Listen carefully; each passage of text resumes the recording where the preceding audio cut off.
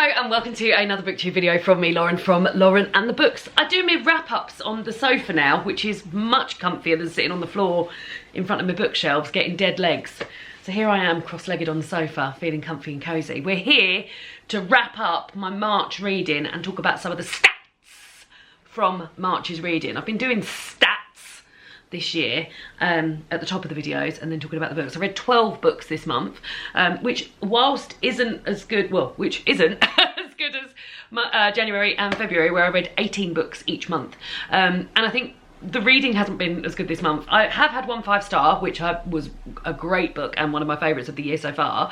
But I've also had loads of like 1.5 stars, 2.5 stars. It's not where I want to be, particularly because, I mean, it couldn't carry on, could it really? The first, I think I had like 3 5-stars in the first month and then 2 last month, but yeah, still a great reading year, but just this month a bit on the old poo-poo side. But let's talk stats before we get into the book. So I have now read 48 books this year. I set a goal where I wanted to read 104 books this year, which would be 2 books a week. So I'm 46% through that particular goal, and I'm actually ahead by 23 books. So well done me. I wanted to read 360,000 pages this year, which is roughly 100 pages a day, and I've read 11,798 pages so far, which is 33% way through my goal, and I'm actually 3,217 pages ahead, so well done me. And then I wanted to read for 360 hours this year, listen to 360 hours, which is roughly an hour a day, a little bit under that, rounded it down, and I've listened to just over 100 hours, which means I'm 28% through that goal, and I'm 14.5 hours ahead. So again, well done me. But specifics for this month, I use Storygraph, by the way, to log my reading, if you're wondering where all this data is coming from. So specific for this month, as I said, I read 12 books this month, which has been 3,223 pages and just over 26.5 hours. My top 3 moods of reading this month, she's got a really itchy leg, let's just get that, have been reflective, emotional, and mysterious. Oh, I think mysterious and dark are joint. So yeah, reflective, emotional, mysterious and dark. Whoa! 91% of my reading was medium-paced books, with 9% as slow-paced books. 50% of my reading was less than 300 pages, 40% was 344.99, and 1 book was over 500 pages. My audiobooks were all the same length. 92% fiction reading and 8% non-fiction reading. And then my top 3 genres for this month were literary, contemporary and historical. And my format of the reading was 25% has been done on an e-reader, 17% has been done audio, and 58% print. And the average, oh yeah, I said it wasn't as good. So the average reading rating was, my average rating this month out of 5 stars is 2.65. So yeah, not as good, but we will talk about the book. So the first book that I read in the month, was that only non-fiction book that I read, and that was Say Nothing by Patrick Radden Keefe. I've got only 1 book to show you, oh no, 2, because I'm going to talk to you about the 2 books that I'm reading and listening to at the moment, because they will be finished by the end of March. I'm filming this on Friday and the end of March is on Monday, so these will be finished by the end of the month, but that's at the end. So the first book I read was Say Nothing by Patrick Radden Keefe, non-fiction book about narrative non-fiction, focusing on the Troubles in Ireland from roughly sort of like the 1970s, with a little bit of backstory up until the present-ish day, and featuring like specific people within that time. So we feature quite heavily a mother who was abducted from her home one evening whilst in the bath, and her family's sort of plight to try and find out where the IRA had taken her, and all of that sort of thing. And then there's more focus within like people within the IRA, and there's a lot of interviews with people that were within the IRA. Incredibly well done and well researched narrative non-fiction, which was just a page turner. And I don't always find non-fiction a page turner, so that was great. But I learned an awful lot and a lot of it was awful, awful, awful, because it's just wild and mad to hear that things were going on that close to home in my lifetime and in my parents' lifetime. And it really got me thinking about the people the survivors of that time, and what life must have been like for them. And yeah, a lot to take on. Since then, David and I have been watching the TV adaptation of this non-fiction book. So, and that book focuses, the series, which is on Disney Plus, is called Say Nothing, focuses on two sisters that are in the book. And I don't know, David and I have been watching it, so we don't know if it's a little bit favourable towards them, because those two sisters did some awful things. And the series itself is a bit of like, although it does definitely highlight the awful things that the IRA did, but there's a focus on like the lads in the IRA and like what a laugh they're all having and stuff like that. So yeah, it's very well acted and very well pulled from the book. But yeah, I've just been questioning a bit sort of like how favourable they're looking upon these people. But yeah, a very, very interesting and readable book, but like I said, full of awful stuff, but I learnt an awful lot as well. Next up was the first of the Women's Prize for fiction reading that's really sort of taken over this month, and that was The Safekeep by Yao van der Wooden. And I enjoyed this. I was sort of like marching down this sort of historical fiction sort of queer book, thinking, oh yeah, this is where this is going, and then something happens at the end which just like I was not expecting at all, and in that way it sort of reminded me of a sort of like Sarah Waters book. Quite often Sarah Waters books which are incredibly like historical and incredibly well researched, which this felt like to me, that you're being led in one direction and then she'll drop an absolute bombshell and you're like, oh, so that's what this has really all been about. And I definitely got this feeling here, and obviously I don't want to go into that in case you haven't read it, because it was a great moment, and even me saying that there's a moment is a bit cheeky, isn't it? I went into this knowing that there was somebody had said to me, oh, something happens in it that I really wasn't expecting, so I went into it knowing it, and it didn't disappoint me that I knew that, but you know me, I don't mind a spoiler. But yeah, I gave this 3 stars. Will it make the shortlist? I think so. I think it will. Next up was another from the Women's Prize long list, and that was Crooked Seeds by Karen Jennings, which I read on my Kindle. It was on Kindle Unlimited. Oh, I did not like this at all. I did not like this. It was very grotty, and like it opens with this woman who's like doing a piss in a bowl next to where she's sleeping. There's a water shortage, and there's so much sort of effluviance and smells, and like really you really feel distaste at this woman and the sort of like situation she's living in, which isn't her fault. Like, she needs assistance and she needs help, but she's also horrible. So like you can't sympathise with her because she just feels so horrible. And also the sort of storyline of these babies' bodies which have been found on, so this woman that we're following, there's a storyline of these babies' bodies that have been found on land that her family used to live on. It gets wrapped up in literally about 4 pages at the end. It's not a long book either, and it all just felt like, when I read it I was like, what have I been here for? What have I been here for? Like, I've had to listen to all of her pissing in buckets, and this smelling, and this, and her sweating, and this bit of shagging, which like, and everyone stinks, and oh god. And then at the end I was like, oh, so that was all wrapped up in four pages. Awful as well, but just like, yeah, it did not do anything for me. So yeah, I did not enjoy that one at all. I've given it 1.5 stars, which now feels quite generous because I really didn't enjoy it. The next one though, however, is my 5-star read of the month, and that's Nestin by Roisin O'Connell. I adored this. I listened to this on audio, and it's narrated by Louisa Harland, who is in Derry Girls, and the narration was fantastic, but I'm sure I would have felt the same had I been reading it. I am trying to think of a time when I felt so concerned with and involved with a set of characters as I did in this book, Nestin.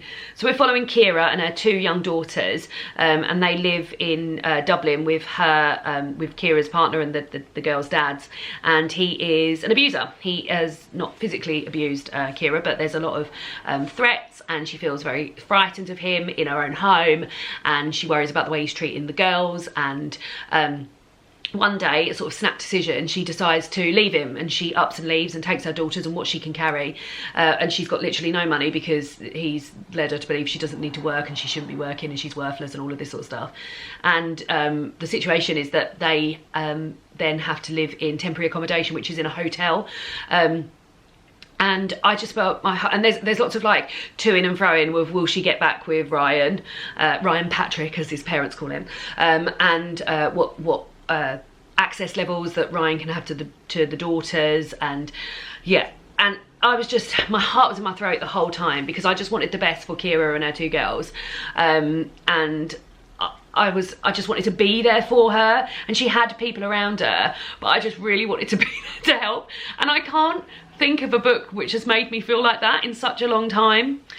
There's also the title Nesting comes from the sort of like symbology of the fact that Ryan has found a nest that's fallen out of a tree and ends up bringing up, tries to bring up the little baby birds, and only one survives, and he sort of tethers it and keeps it in his garden, and that's a sort of like symbology for what he's been doing to Kira all this time. But my God, I absolutely loved this book, and I think it will really stay with me for a really long time.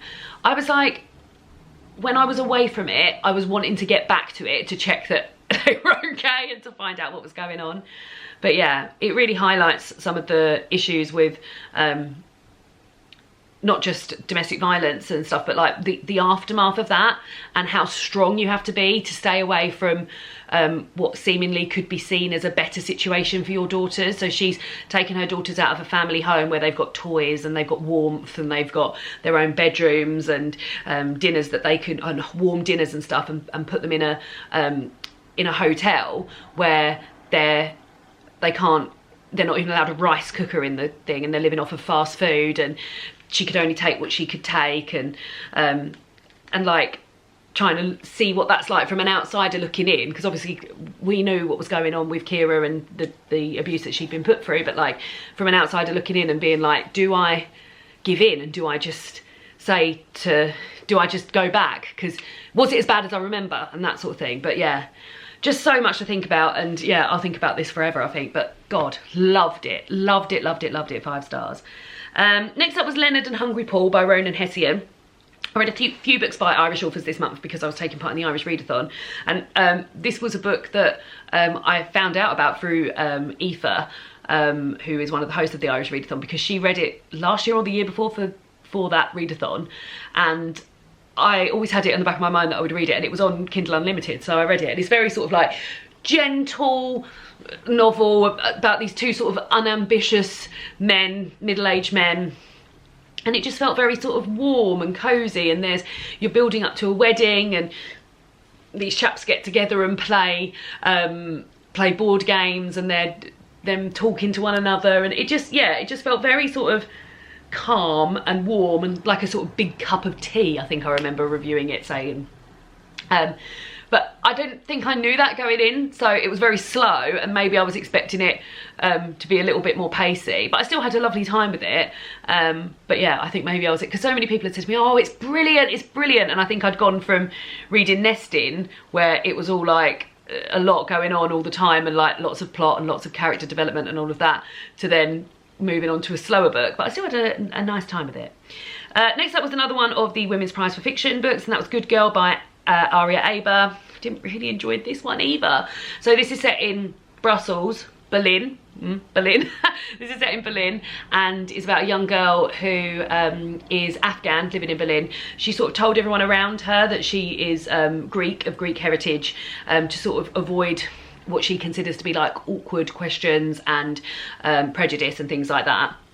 And I found the identity side of it, like that side of it, interesting, and wanted more of that. But the whole backdrop of it is this massive sort of like drug taking party lifestyle, sleeping on people's floors that you've never met before, and going out like staying awake till like 7 o'clock in the morning just taking drugs and dancing and stuff like that. And like that sort of lifestyle really frightens me. Like I just don't like reading about it. And yeah, so every time there was a sort of like bit that I was interested in terms of the identity, or in terms of like plot lines and what was going on, then she'd go on another absolute bender, and like was just making sort of decisions that I was just like, these are not good decisions for yourself. But then she was young and didn't know any better.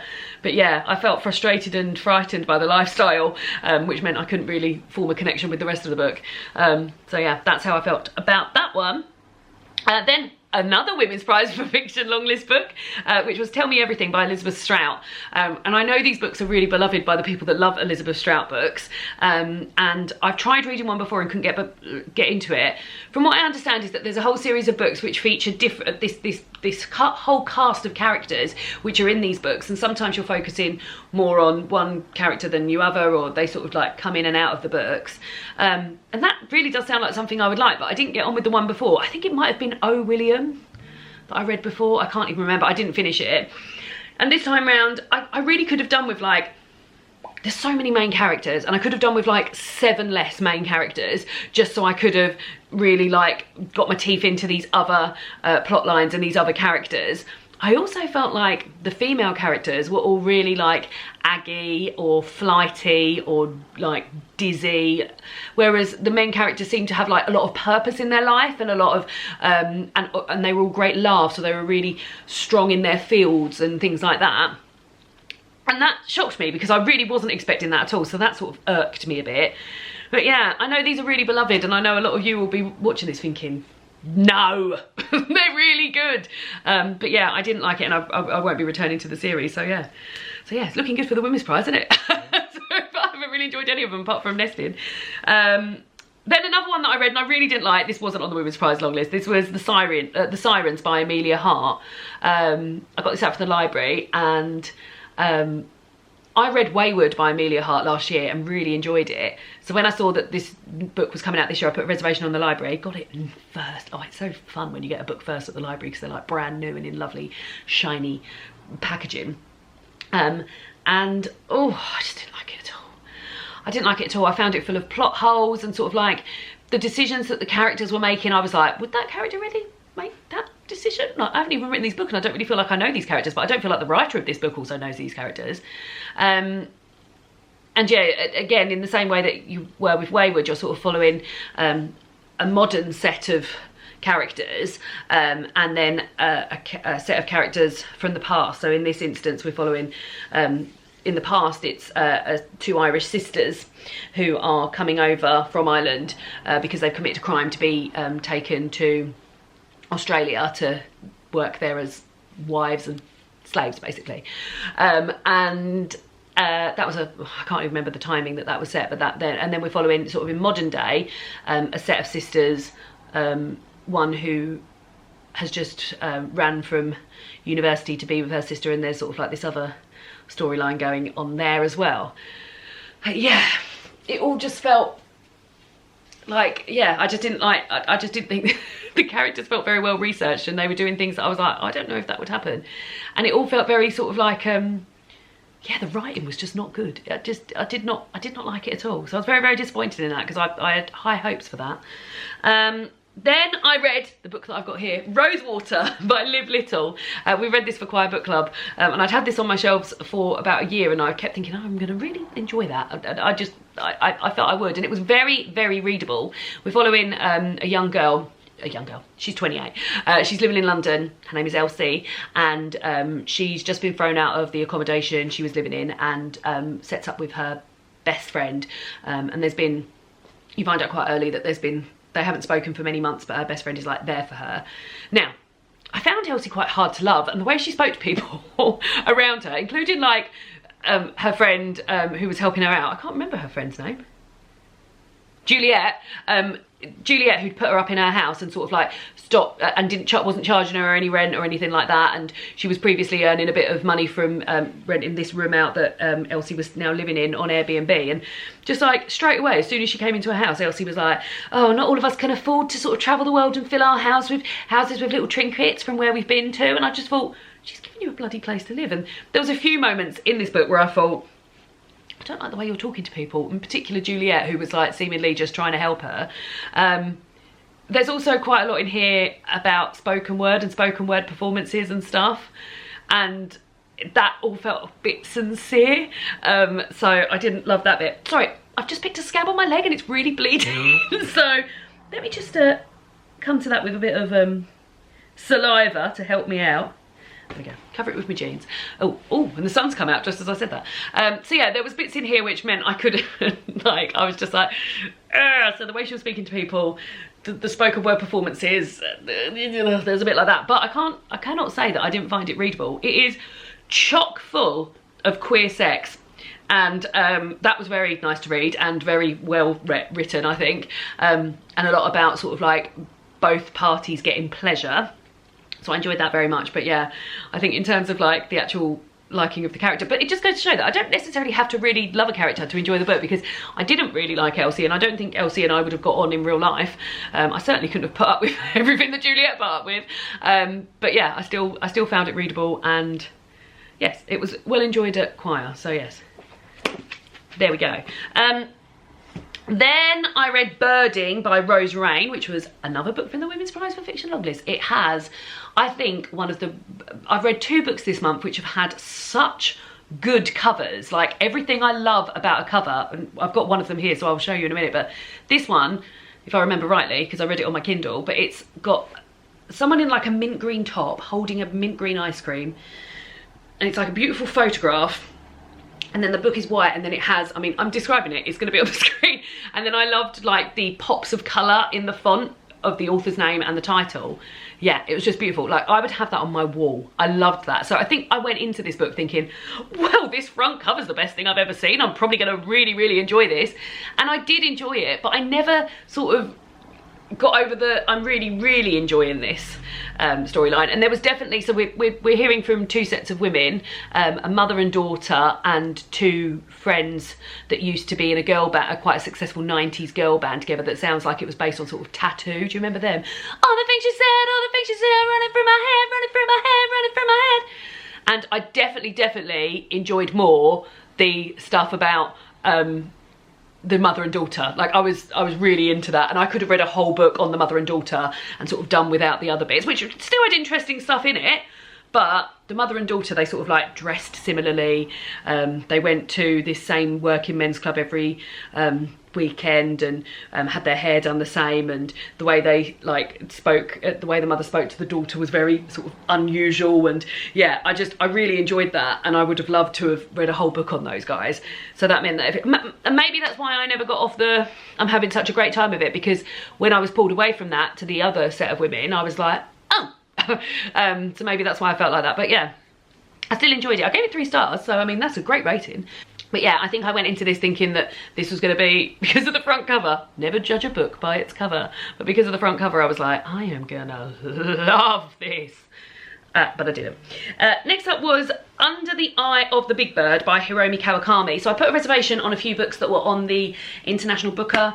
Is it the short list or the long list? I can't remember, but I put a few reservations on, and this one came in and had, it needed to go back pretty much straight away. So I thought, oh, I'll read this. And this is what happened. I don't know if this happens with your libraries as well, but like, I started reading it because I was like, this has got to be back by the 31st of March and I need to read it. So I took a break from sort of like the Women's Prize reading, and then I renewed it, and it's not due back until the 18th of April now. So threw my reading off sync. But this is a sci-fi book translated from Japanese. Sadly, I haven't got the book here with me, so I can't tell you who the translator is, but I'm gonna bloody find out, because they deserve to be acknowledged on this YouTube channel. Under the Eye. Translated by Asa Yaneda. And it's a sci-fi book about a distant future whereby humans are becoming extinct, and in order to keep the sort of human race going, they're doing a lot of sort of breeding with aliens and making humans in factories and things like that. And whilst I didn't understand all of it, or much of it, I still got some enjoyment from reading it. There were moments where I was like, oh yeah, this is sort of like watching a sci-fi film and sort of understanding a little bit of it, but still realising that it's beautifully written and there's some really interesting stuff in there, but not fully understanding all of it. And sometimes that makes me feel a bit cross, but it didn't make me feel a bit cross. I just felt sort of like, oh yeah, no, I'm enjoying the bits that I'm enjoying. And there was like some really strange bits where people either didn't have names, or sometimes they were called like, so each family's number would be like 1 or 2 or 3, and then like if you were in that family, you would be 1 of 1, 2 of 1, or like later on like 3 of 36. And then as people die in these families, they get replaced when more people are born into this family, they get the people who's died, their number. And that just really got me thinking. And there was some other stuff about like reproduction and breeding and stuff like that. So yeah, I can't say I enjoyed all of it, but what I did understand, I did enjoy. And yeah, it just sort of washed over me. Like I said, it felt like I was watching a film where I didn't really understand all the plot points, but still appreciated it.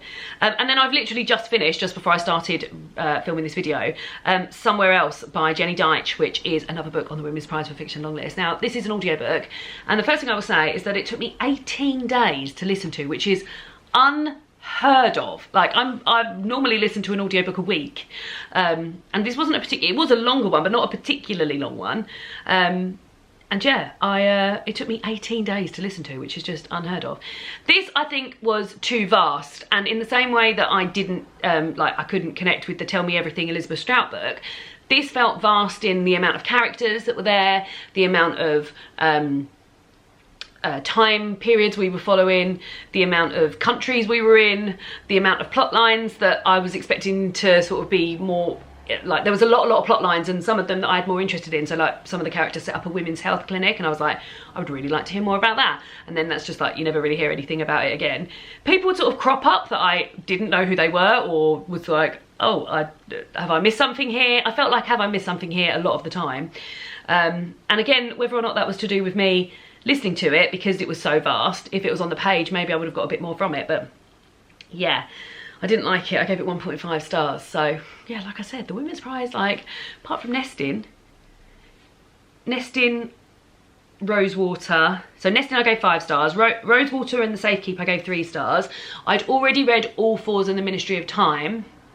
Yeah, don't know. I'm about to move on to The Dream Hotel, so maybe that'll be a bit better. So they're the 12 books that I read, but like I said, there's 2 more that I'm reading that will be done by the end of March, so we will include them here. The first one is, and this is almost finished, this is really short and has been really readable because it is wild. This is Victorian Psycho by Virginia Fito. Again, this is another, like, the cover of this is really calling to me. I love a sort of like older photo with then like neon modern colouring on top of it. I mean, maybe I could go without all the blood spattered dress, but yeah, I love this front cover. So we're following a new governess called Winifred Notty. It's set in England in the 1800s, and she's turned up at this house, the house of a family called the Pounds. There's Mr. and Mrs. Pound and their 2 children, and they've got a group of staff around them, and Winifred Notty is unusual. I will say, when I say unusual, I mean she is a serial killer, and we find out in the first few pages where she says it's this long until Christmas, and it's funny to think that in this house by Christmas time everyone will be dead. So we know that everyone where she is currently working will be dead, and then the more we learn about her, the more we think, oh, it's probably you that is going to kill these people. And there's some really wild stuff she does. And again, I don't want to spoil it because it's shocking. A lot of the stuff in here was really shocking. But there's something she does with a baby that I was just like, whoa, that is dark, and I'm surprised that has been published. But yeah, very readable, and yeah, very short, like just under 200 pages. And I imagine I'll probably get that finished today. But yes, shocking, and I think it will, a lot of people will find it very readable and very sort of enjoyable in a shocking way. So there we go. And then the last one, I'm not going to talk about this much because this is my Patreon book club book, but I'm currently listening to the audiobook of Frankie by Graham Norton. I've read a few of Graham Norton's books, read and listened to the audio, and Graham Norton himself narrates the audio himself, and yeah, he does a great job, and this is really lovely. I started listening to it in the week, and just sort of cracked on with some crochet and just was having a lovely time. Frankie refers to the main character in this book, a woman called Frances, who we're following her sort of life, starting in the 50s from when she was a child, and then we're also looking at her in the modern day. She's broken her ankle, and she's got a carer going in to see to her while she's broken her ankle, and she's sort of telling him the stories of her life. And I'm really enjoying it. It's really warm, It's really nice, just nice, like nice. I'm having a lovely time with it. So yeah, so it'll probably be 14 books come the end of March, but I'm filming this on Friday, so there we go. 12, maybe 14 books, that's pretty good. But yeah, I would like a few more higher rating ones, I think. That's what I would like. But then when you're reading a long list, and I guess now I've got books from the Women's Prize for fiction, non-fiction, and a few books now from the Booker, International Booker long list. You're not always picking the things that you love. So maybe there's always going to be sort of like lower ratings around this time of year for me, maybe. But let me know what the best book you read in March was, if you had any 5-star reads, if you've read any of these books that I've mentioned today. And I'll see you all again soon for another booktube video. Goodbye!